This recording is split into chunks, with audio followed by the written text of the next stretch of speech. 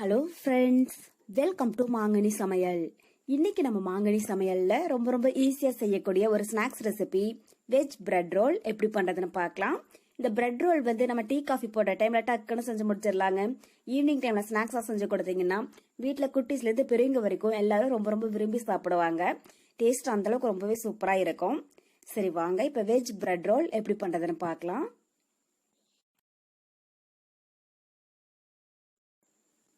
Bread roll பண்றதுக்கு first நம்ம உள்ள வைக்கிற ஸ்டஃபிங் ரெடி பண்ணிக்கலாங்க. அதுக்கு மீடியம் சைஸ்ல 3 உருளைக்கிழங்க நல்லா வேக வச்சுட்டு தோலெல்லாம் நீக்கி எடுத்து வச்சிருக்கேன். இது இப்போ ஒரு மேஷர் வச்சு நல்லா நைஸா மசிச்சு விட்டுக்கலாம். உருளைக்கிழங்க இது மாதிரி சின்ன சின்னதா கட் பண்ணிட்டு குக்கர்ல போட்டு 3ல இருந்து 4 விசில் விட்டீங்கன்னா நல்லா சாஃப்டா வெந்துரும். உருளைக்கிழங்கு பாத்தீங்கன்னா நான் மீடியம் சைஸ்ல 350 கிராம் அளவுக்கு எடுத்திருக்கேங்க. இதுலயே நமக்கு 12ல இருந்து 15 பிரெட் ரோல் அளவுக்கு கிடைக்கும். உங்களுக்கு ஒருவேளை பிரெட் ரோல் அதிகமா வேணும் அப்படின்னு நினைச்சீங்கன்னாலும் அதுக்கு தகுந்த மாதிரி உருளைக்கிழங்கு அதிகமா சேர்த்துக்கோங்க.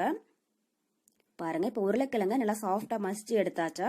இது கூட ஒரு பெரிய வெங்காயம் பொடியா கட் பண்ணி வச்சிருக்கேங்க, அதை உள்ள சேர்த்துடலாம். கூடவே நல்லா பொடியா கட் பண்ண ஒரு குடைமிளகாய் சேர்த்துக்கோங்க.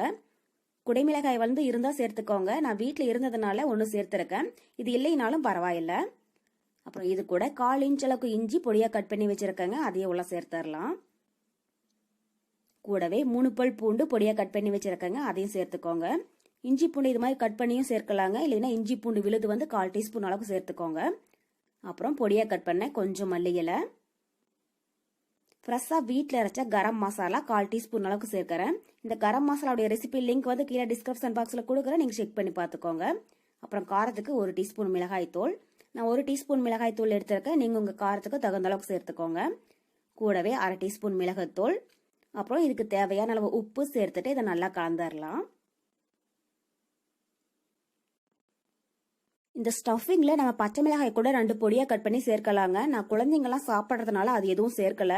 உங்களுக்கு அதனுடைய ஃபிளேவர் பிடிக்கும் அப்படின்னா 2 பச்சை மிளகாய் பொடியா கட் பண்ணி சேர்த்துக்கோங்க. டேஸ்ட் ரொம்பவே நல்லா இருக்கும். பாருங்க, இப்ப நமக்கு உள்ள வைக்கிற ஸ்டஃபிங் ரெடி ஆயிடுச்சா. அடுத்தது ஒரு பவுல்ல 2 டேபிள் ஸ்பூன் அளவுக்கு கார்ன்ஃபிளவர் மாவு எடுத்திருக்கேங்க. இதுல கொஞ்சமா தண்ணி சேர்த்து கட்டி எதுவும் இல்லாம தோசை மாவை விட கொஞ்சம் இலக்கண பதத்துக்கு கரைச்சி எடுத்துக்கோங்க. இது பிரெட் ரோல் ஒட்டுறதுக்காக தான், அதனால நல்லா தண்ணியாவே கரைச்சிக்கோங்க. கார்ன்ஃபிளவர் மாவு இல்லைன்னா மைதா மாவு, அதுவும் உங்களுக்கு வேண்டாம் அப்படின்னு நினைச்சீங்கன்னா கோதுமை மாவு கூட சேர்க்கலாம், உங்களுடைய விருப்பம் தான். பாருங்க, இப்ப கட்டி எதுவும் இல்லாம இந்த பதத்துல கரைச்சி எடுத்தாச்சு. அடுத்தது நம்ம பிரெட் ரோல் ரெடி பண்ண ஆரம்பிச்சிடலாம். பிரெட் ரோல் பண்றதுக்கு நான் மில்க் பிரெட் எடுத்திருக்கேங்க. இப்ப அதனோட ஓரங்களை எல்லாம் கட் பண்ணிடலாம். மில்க் பிரெட் இல்லைன்னா கோதுமை பிரெட் கூட எடுத்துக்கோங்க, ரெண்டுலயுமே டேஸ்ட் ரொம்பவே நல்லா இருக்குங்க. ஆனா பிரெட் மட்டும் கொஞ்சம் பெரிய சைஸ் பீசஸா வாங்கிட்டீங்கன்னா நமக்கு ரோல் பண்றதுக்கு ரொம்பவே ஈஸியா இருக்கும், பிரெட்டும் கட் ஆகாம இருக்கும். பாருங்க, இப்ப பிரெட்டோடைய ஓரங்களை கட் பண்ணியாச்சு. இது இப்ப ஒரு சப்பாத்தி கட்டை வச்சு பொறுமையா நல்லா மெலிசா இருக்கிற மாதிரி தேய்ச்சி எடுத்துக்கோங்க. ரொம்பவே அழுத்தம் கொடுத்து தேய்க்க வேண்டாங்க, மெதுவா தேய்ச்சி விடுங்க, அப்பதான் கட் ஆகாம இருக்கும். பாருங்க, இப்ப பிரெட்டை நல்லா மெலிசா தேய்ச்சி எடுத்தாச்சுங்க.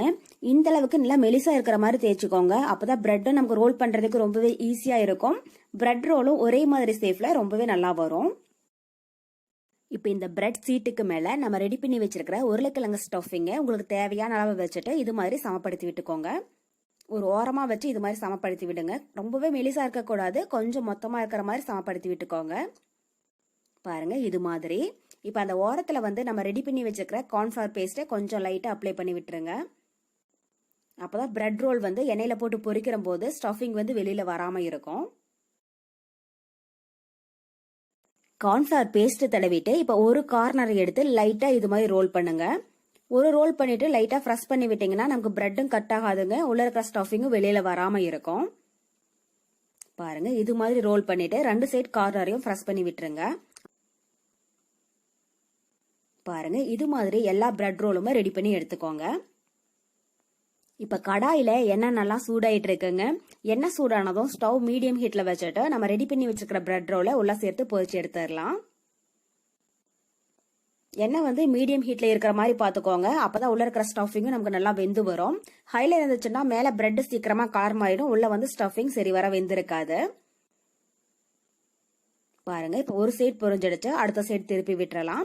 2 சைடும் நல்லா பொரிஞ்சு பொன்னிறமா ஆனதும் வெளியில எடுத்துடுங்க. இது மாதிரி லைட்டா கலந்து விட்டுட்டே இருங்க, அப்பதான் நமக்கு சுத்தியுமே நல்லா பொன்னிறமா வரும். பாருங்க இப்ப நம்ம பிரெட் ரோல் 2 சைடும் நல்லா பொரிஞ்சு பொன்னிறமா ஆயிடுச்சு. பபிள்ஸும் ஒரு 90% அடங்க ஆரம்பிச்சிடுச்சுங்க. இந்த ஸ்டேஜ்ல வெளியில எடுத்துடலாம். இந்த பிரெட் ரோல் கொஞ்சம் கூட எண்ணெய் குடிக்காதுங்க. டேஸ்ட் பாத்தீங்கன்னா ரொம்பவே சூப்பரா இருக்கும். இது கூட தக்காளி சாஸ் வச்சு சாப்பிடும் போது அவ்வளவு சூப்பரா இருக்கும்.